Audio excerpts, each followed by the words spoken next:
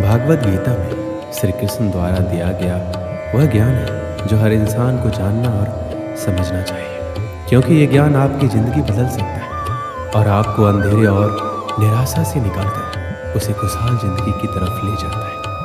भगवान श्री कृष्ण भागवत गीता में कहते हैं, मनुष्य का शरीर एक रथ के भांति है, जैसे आँख, कान, नाक, जीभ और त्वचा आदि इन इंद्रियों घोड़ों को जो सारथी चलाता है, वो सारथी ही हमारा मन है और उस रथ में बैठा हुआ स्वामी वही हमारी आत्मा है। मनुष्य की इंद्रियां विषयों की ओर आकर्षित होती रहती है और ये सब तभी तक ही हो सकता है जब तक जीवात्मा अपने मन को काबू में न लाए। जब तुम स्वयं मन के अधीन ना रहकर अपने मन को अपने अधीन कर लोगे तो वही मन एक अच्छे सारथी की तरह तुम्हारे शरीर रूपी रथ को सीधे प्रभु के चरणों में ले जाएगा।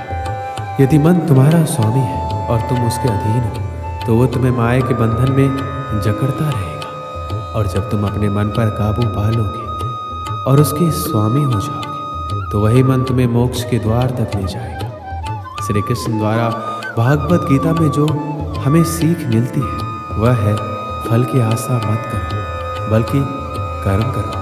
भागवत गीता में भगवान श्री कृष्ण अर्जुन को समझाते हैं, हे अर्जुन, इस संसार के सभी मनुष्य को, सभी प्राणियों को हमेशा कर्म करते रहना चाहिए और फल की आशा कभी नहीं करनी चाहिए, क्योंकि फल की प्राप्ति उसके हाथ में नहीं होती, लेकिन कर्म उसके हाथ में होता है।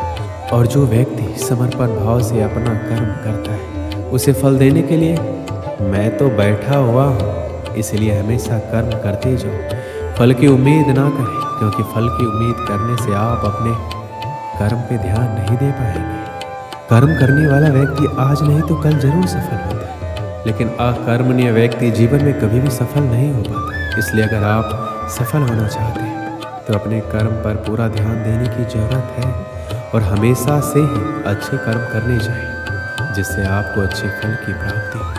अगर कर्म करने के बावजूद आपको अपने मनचाहे फल की प्राप्ति नहीं हो पा रही तो कभी भी निराश नहीं होना चाहिए, बल्कि श्री कृष्ण पे भरोसा कर आगे बढ़ने की चेष्टा करते रहना चाहिए। यकीन मानिए, भगवान आज नहीं तो कल आपको सफल, समृद्धि और आपके कर्मों का सही फल जरूर देंगे।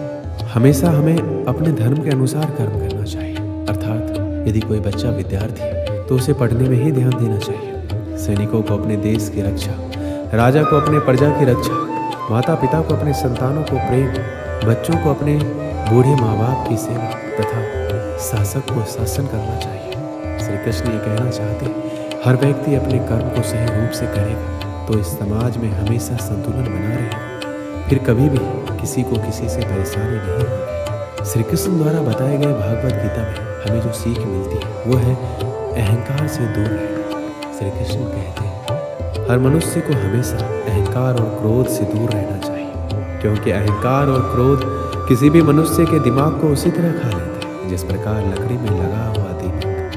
अहंकार और क्रोध से वशीभूत व्यक्ति समाज में जहाँ भी जाता है वहाँ दूसरों से परेशानी होती है, क्योंकि वह हर व्यक्ति में अपने प्रतिद्वंदी की भावना को देखता है, जिससे उसकी बुद्धि और विवेक की भावना खत्म होती चली जाती है।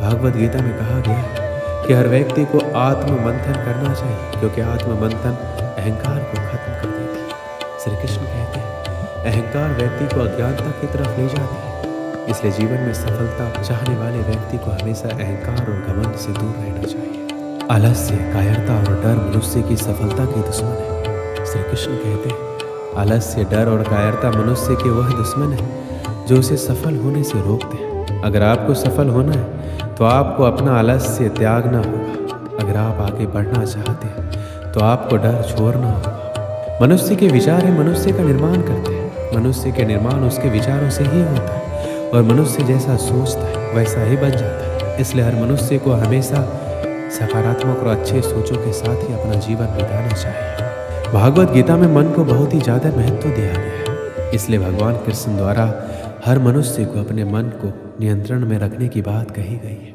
मन ही हमारे सारे दुख और सुखों का कारक होता है, इसलिए हम अपने मन को नियंत्रण में कर अपने सुख और दुख पर विजय प्राप्त कर सकते हैं। भगवान श्री कृष्ण कहते हैं कि अगर कोई व्यक्ति अपने मन को नियंत्रित में कर लेता है तो वह उन सभी बुराइयों पर नियंत्रण पा लेता है जो उसे जीवन में आगे बढ़ने से रोकती है या दुख देती है। इसलिए अपने मन को हमेशा अपने नियंत्रण में रखना चाहिए, उसे कभी भी किसी भी चीज़ से विचलित नहीं होने देना चाहिए।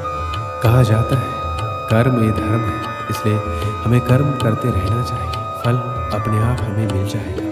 इस दुनिया में जितने भी लोग सफल हुए हैं सब लोग अपने कर्म के लिए ही हुए हैं। उन्होंने बिना कुछ सोचे समझे नकारात्मक बातों को अपने से दूर रखकर अपने कार्यों को पूर्ण किया और आखिर में उन्हें सफलता प्राप्त हुई। जो भी मनुष्य अपने जीवन आध्यात्मिक ज्ञान के चरणों के लिए दृढ़ संकल्पों में स्थिर है वह समान रूप से संकटों के आक्रमण को सहन कर सकता है और निश्चित रूप से यह व्यक्ति खुशियाँ और मुक्ति पाने का पात्र है। अगर आप अपने लक्ष्य को पाने के लिए दृढ़ संकल्प ले लेते हैं और दिन रात कड़ी मेहनत करते हैं तो आपके रास्ते में जितनी भी संकटें आएंगे आप उनको पार कर जाएंगे। जो खुशियाँ बहुत लंबे समय के लिए परिश्रम और सीखने से मिलती हैं, जो दुख से अंत दिलाता है, जो पहले विष के समान होता है परंतु बाद में अमृत के जैसा होता है, इस तरह की खुशियाँ मन की शांति से जागृत होती है। जब कोई व्यक्ति अपने लक्ष्य पर सफलता प्राप्त कर लेता है तो उसके जीवन के सभी दुख अपने आप खत्म हो जाते हैं, जीवन में नया उमंग और खुशियाँ भर जाती हैं।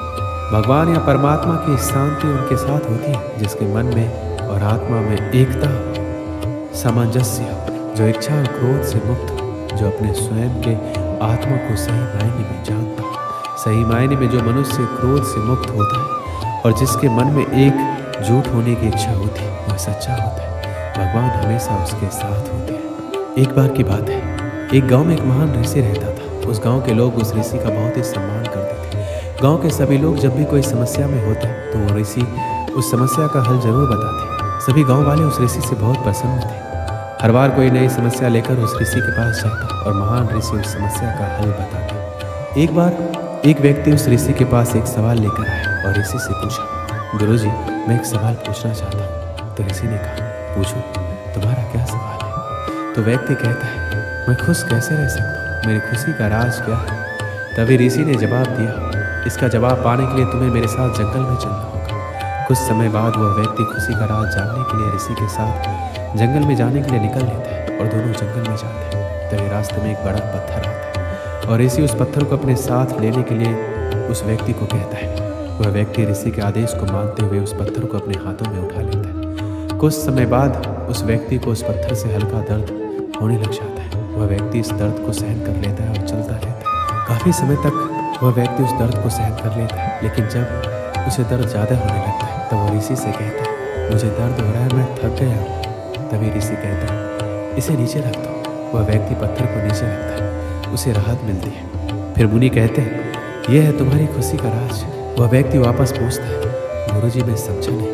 फिर ऋषि वापस उस व्यक्ति को जवाब देते हुए कहते हैं कि जिस तरह तुमने इस भारी पत्थर को 10 मिनट के लिए उठाकर रखा तो तुम्हें थोड़ा दर्द हुआ, 20 मिनट तक उठाया तो उससे ज़्यादा और अधिक समय तक उठाकर रखा तो ज़्यादा दर्द होने लगा। ठीक उसी प्रकार जितनी देर हम अपने पर दुखों का बोझ लिए फिरेंगे हमें खुशी नहीं मिलेगी, निराशा ही मिलती रहेगी। हमारी खुशी का राज सिर्फ इस पर निर्भर करता है कि हम कितनी देर तक दुखों का बोझ अपने ऊपर रखते हैं। यदि तुम्हें अपने जीवन में खुश रहना है तो कभी अपने ऊपर दुख को हावी मत होने दीजिए। दुख इस भारी पत्थर की तरह है, जिसे हम जितना रखेंगे उतना ही हमें दर्द और कष्ट देता रहेगा। दोस्तों इस वीडियो में बस इतना ही। मिलते हैं अगली वीडियो में, अपना ख्याल रखिएगा। जय श्री कृष्ण।